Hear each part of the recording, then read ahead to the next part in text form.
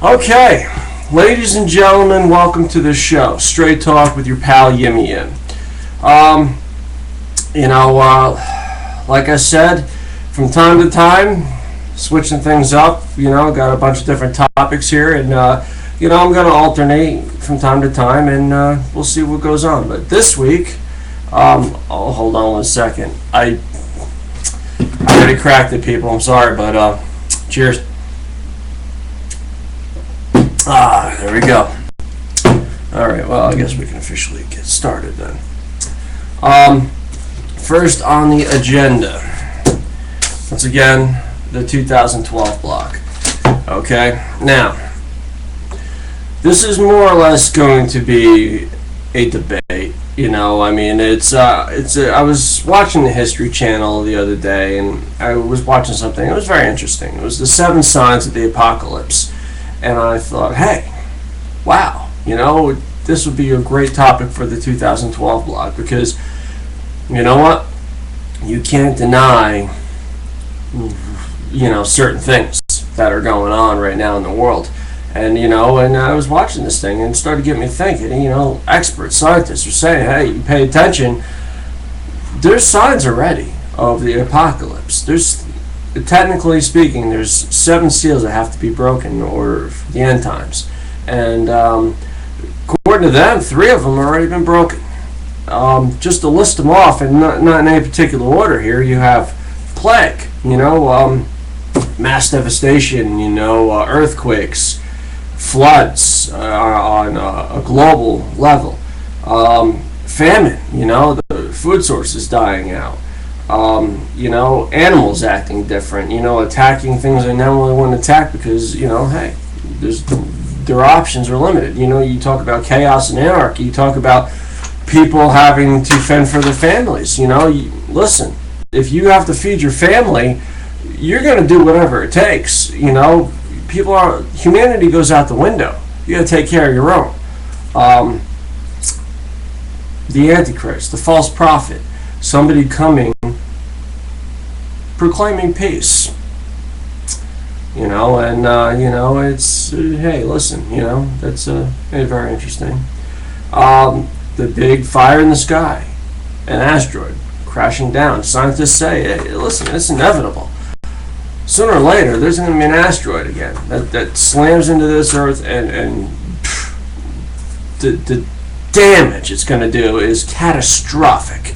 What they're saying, and hey, technology gets built up every day, and maybe, God willing, we'll have the technology to do something about it, but you don't know. Something like that, you can't bank on anybody being able to stop something like that. You see all these cool movies where they do, but hey, reality is, it's a gamble. That thing comes crashing down, and it might be lights out for everybody.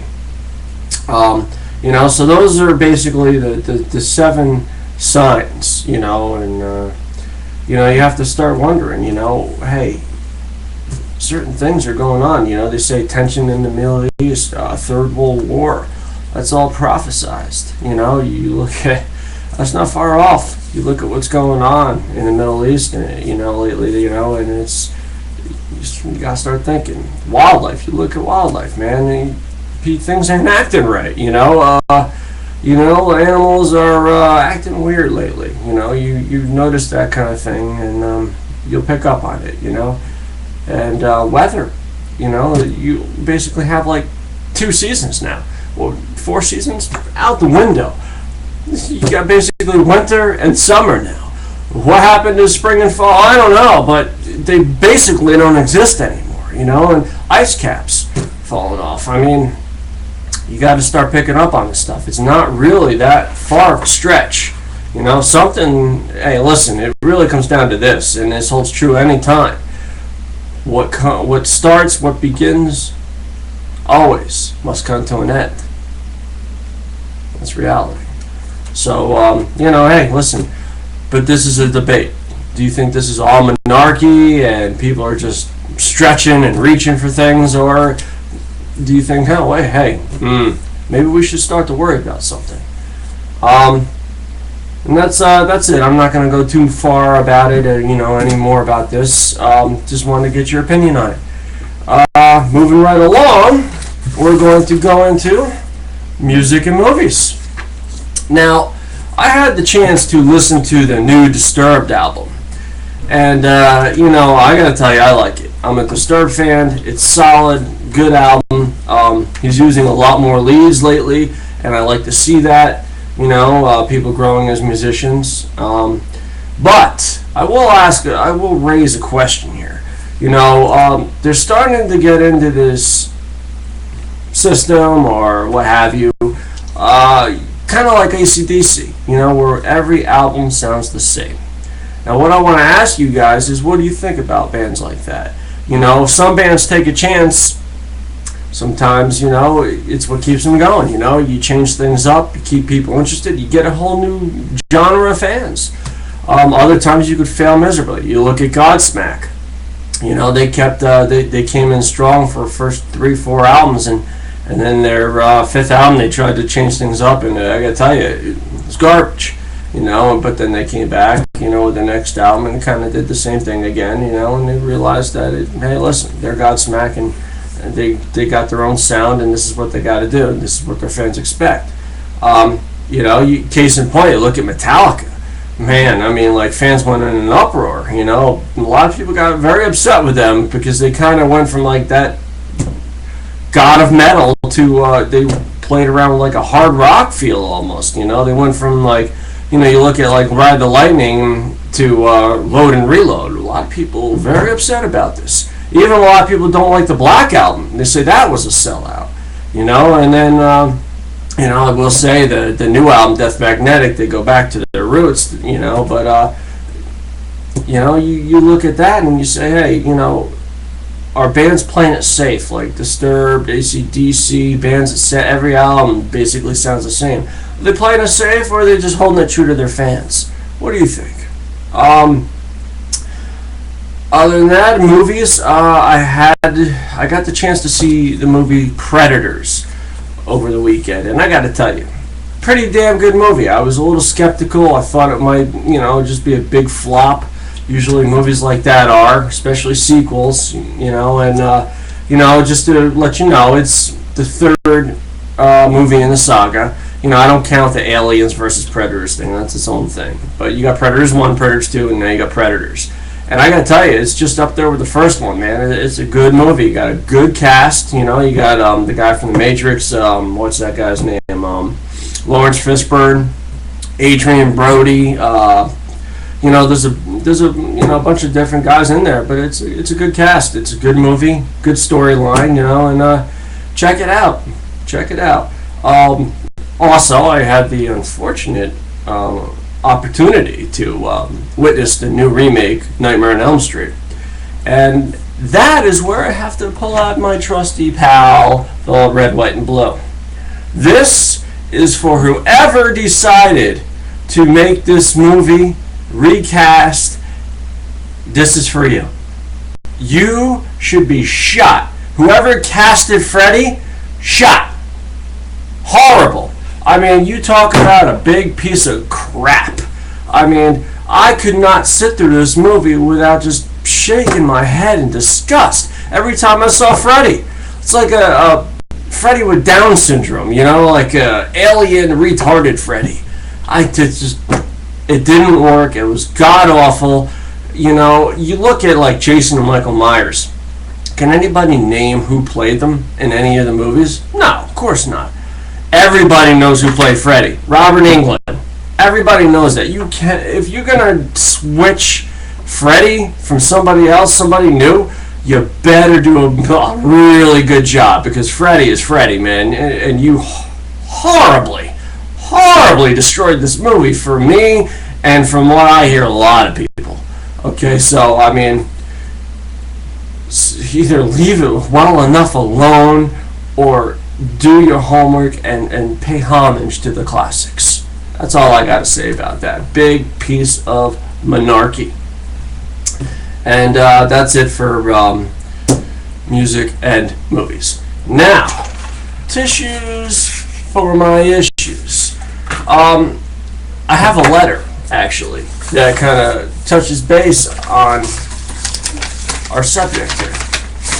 So I'm going to read it. This comes from a very, very near and dear fan of the show, great supporter from Yours Now, Straight Talk, and she's got issues. And I got some tissues for her because, I mean, she's got a hell of a gripe here. She goes on. Dear Gimme Yim, I lost half my hours at work, so I decided to enroll as a full-time student, and I filed partial unemployment to make up for the hours I lost. Now I'm being told because I am a full-time student and in an online school with no set schedule, apparently the money I've paid into the system for so many years is not mine to receive because I'm a full-time student. She goes on to say, thanks, Obama. You no good ass clown. Sorry excuse for a world leader. And, oh yeah, your system sucks. Sincerely, Audrey. Well, listen, I can't disagree with you at all. You got a hell of a gripe here, and, you know, it really comes down to, you know, this is crap. You know, you look at Obama and all the promises he made. You know, when he first got into office, hey, listen, maybe he put on a little bit of front, a little bit of show, and he tried to make it look like he was going to do something. You know, he made it look like he was trying, you know, and he did little things here and there to keep the people quiet. I think it's getting to that point where he realizes nobody's going to re-elect this guy, and he basically, hey, I got what I wanted. I made history. I became the first African-American president. I'm going down in books. Who cares? I ride this baby out, you know? I mean, sure, I'm sure he'll try to go for a second term, but I'm sure he realizes he's not going to get it. I refuse to believe that the American people are gullible enough to give this guy a second chance. He'll go on and on about how it takes time, it's a process to see the changes, but I think we all really know the truth. You know, it was all just a bunch of white tail lies to get in office, make history, and that's it, man. You know, basically he don't care about you or me, you know, and I said it again. Donald Trump, 2012. And apparently, I don't know, I seriously doubt, you know, this little show of mine has reached worldwide views, but apparently Mr. Trump might actually run. There is a rumor. So now, not only am I raising my campaign, there is a rumor that he may actually run in 2012. And he's got my vote. And that's great. And, you know, but like I said, you know, we got to get away from this this party thing. But apparently he wouldn't be running as an independent. Apparently he is a Republican. So there is that. But you know what? The man's views, I think, are pretty good. So, you know, that's all I got, folks. You know, when it comes down to it, you know, how much longer are we going to just settle and accept what's given to us? Sooner or later, somebody has to stand up and be a martyr and say, enough is enough. Who's that going to be? I don't know. Maybe your old pal Gimme Yim. Only time will tell. Until next time, it's Yours Now.